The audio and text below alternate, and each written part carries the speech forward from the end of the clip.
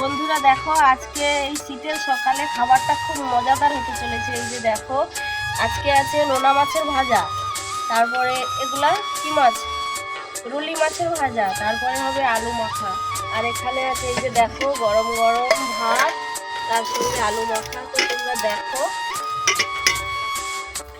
প্রথমে কি হবে, আলুটা মাখানো হবে। হ্যাঁ, আলুটা মাখানো হবে। তো ভাবছি আজকে পেঁয়াজ দেবো না, কারণ ওষুধ খাচ্ছি, সেই কারণে পেঁয়াজটা দেবো না ভাবছি। ফার্স্টে এরকম আলুটা মেখে নেব, তারপরে লবণ দেব, তারপরে তোমাদের স্বাদ মতো করে তোমরা দিতে পারো। কেউ কাঁচা লঙ্কা খেলে দিতে পারো, আবার কেউ ভাজা লঙ্কা খেলেও দিতে পারো।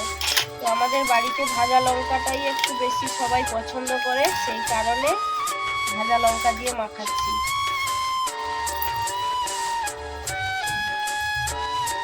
ভালো করে মাখিয়ে নিয়ে তাহলে স্বাদ আসবে। সঙ্গে একটু কাচ্চি ঘানি সরষের তেল একটু দিয়ে দিলাম, খুব টেস্টি টেস্টি লাগে। তোমরা এই সরষের তেলটাও এই শীতের সময় গায়ে মাখতে পারো বন্ধুরা, শক্তি হবে, মেখে রোদে বসে থাকতে হাড় মজবুত হবে। গরম গরম ভাত ও মাছের ভাজা, হ্যাঁ, খেতে খুব টেস্টি। আপনারাও খেয়ে দেখুন। নোনা মাছের ভাজাটা খেতে খুব টেস্টি, আর তোমরা ট্রাই করে দেখবে। টাটা।